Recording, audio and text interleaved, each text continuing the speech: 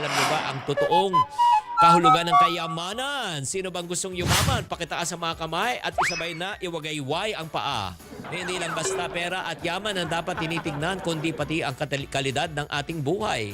Kapag sinabing kayamanan, karaniwan iniisip natin ay pera, travel, bahay, sasakyan, bag, bagong watch, bagong cellphone. O hindi natin matatanggi na talagang maginhawa ang buhay kapag mayaman ka na. Pero, sa likod ng mga material ng mga bagay, meron din tayong malalim na kahulugan kung bakit natin gustong umunlad. Una, ang tunay na kayamanan para sa akin ay tinatawag na time freedom o tinatawag na control over your time. Alam nyo ba yung pakiramdam na lagi ka na lang late sa trabaho o kaya naman hindi mo na kayang tanggapin? Oo.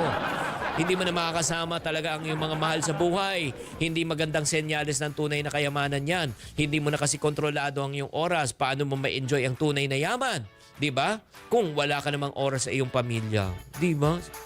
Pangalawa, alamin po natin kung ano po ang purpose ng ating kayamanan. Know the purpose of your wealth.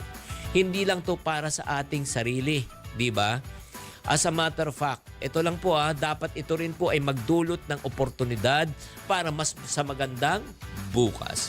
May liwanag ang buhay. Isipin mo kung paano mo ipaikutin ang pera mo, palaguin ang pera mo. Diba? Ang purpose ng pera, hindi lang parang impok. Ang purpose ng pera, palaguin, padamihin. Diba? As a matter of fact, let's talk in English. Ang isa rin purpose ng pera ay hindi nang gumanda ang buhay mo at palaguin. Ang isa pang purpose ng pera ay dapat pagpalain po natin ang mga taong nakapaligid sa atin. Diba? Mas maganda na talagang may sobra-sobra kang kinikita para pwede mo i-share sa ibang tao. Di ba tayo po ay pinagpala ng Diyos para maging pagpapala sa kapwa? Tama o mali? O, di ba?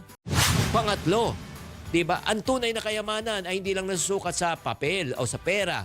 Mahalaga rin na magkaroon tayo ng tinatawag na passive income. Ito yung tipong kikitain mo na hindi ka na nagtatrabaho. Ito ba yung tipong papasok na pera kahit ikaw ay natutulog? O gusto nyo ba yun?